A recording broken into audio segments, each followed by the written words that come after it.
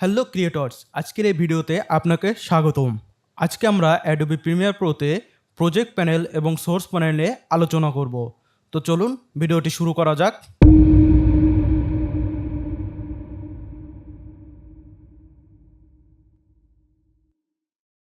Adobe Premiere প্রোটি on করার পরে দেখুন আমাদের সামনে এমন একটি ইন্টারফেস ওপেন হয়ে গিয়েছে, যেখানে এটা হচ্ছে সোর্স মনিটর এবং এখানে রয়েছে প্রোগ্রাম মনিটর। আপনাদের সামনে যদি সোর্স মনিটর বা প্রোগ্রাম মনিটর শো না করে, তাহলে আপনারা সরাসরি উইন্ডোজ থেকে প্রোগ্রাম মনিটর এবং সোর্স মনিটরে ক্লিক করে দুটি এখানে নিয়ে আসতে পারবেন।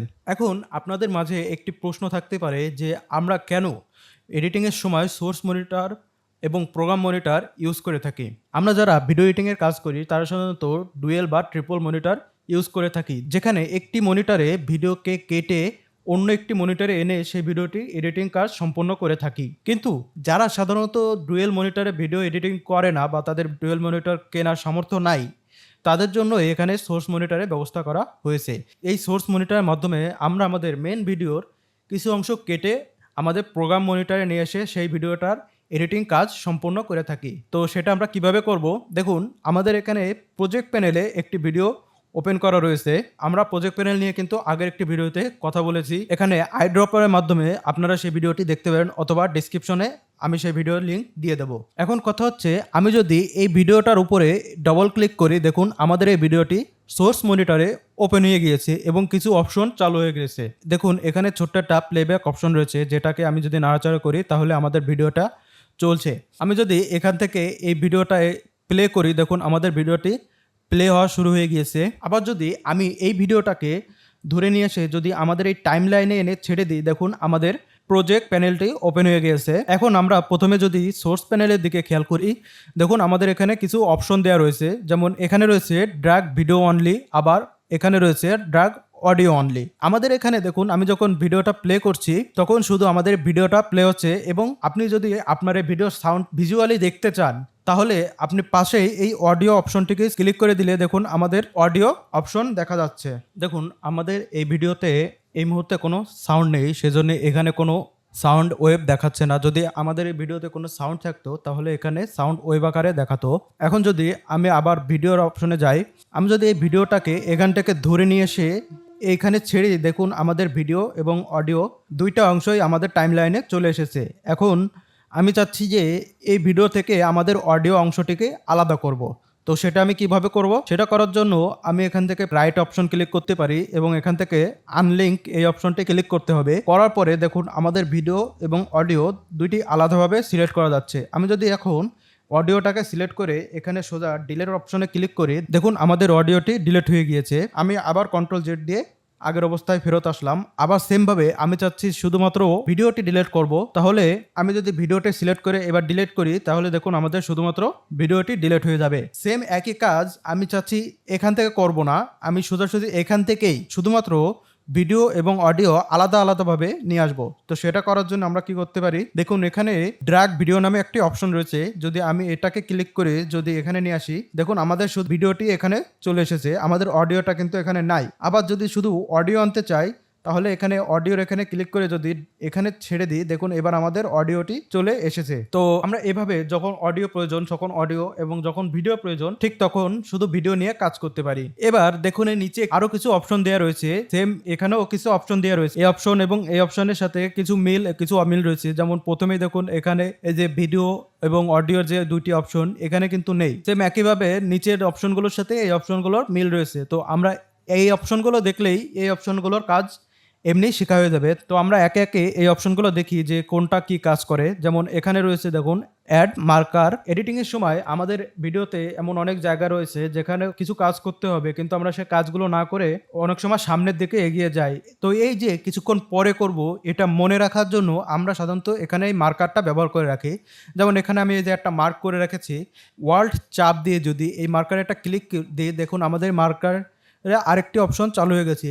এবার এই মার্কারটিকে ধরে যদি আমি এখানে টান দিই, তো দেখুন এই মার্কারটি বড় হচ্ছে। আমি চাচ্ছি যে এখান থেকে এই পর্যন্ত আমি একটা ইমেজ অ্যাড করব। তো সেক্ষেত্রে আমি এখানে যদি এবার এই মার্কার উপরে ডাবল ক্লিক করি, দেখুন আমাদের একটা অপশন চালু হয়ে যাবে। তো আমি এখান থেকে লিখে দিতে পারি যে ইমেজ অ্যাড। দিয়ে যে কোনো একটা কালার সিলেক্ট করে দিতে পারি যেটা আমাদের ইচ্ছা, অথবা নাও দিতে পারি, দিয়ে জাস্ট ওকে দিতে পারি। আমরা এখন যত বড় এডিটিং করি না কেন আমাদের এখানে মনে থাকবে যে আমাদের এখানে একটা ইমেজ অ্যাড করতে হবে। সেম একইভাবে আমরা অনেক সময় মিউজিক বিট নিয়ে কাজ করি, তো আমাদের সেই মিউজিকের সাথে বিভিন্ন ফুটেজ ম্যাচ করাতে হয়, সেক্ষেত্রে আমরা এই মার্কার ব্যবহার করতে পারি, যেটা নিয়ে আমরা পরবর্তী ভিডিওতে আরও বিস্তারিত আলোচনা করব। তো এরপরেই দেখুন আর একটা অপশন রয়েছে, এটাকে বলা হচ্ছে মার্ক ইন এবং এটাকে বলা হচ্ছে মার্ক আউট।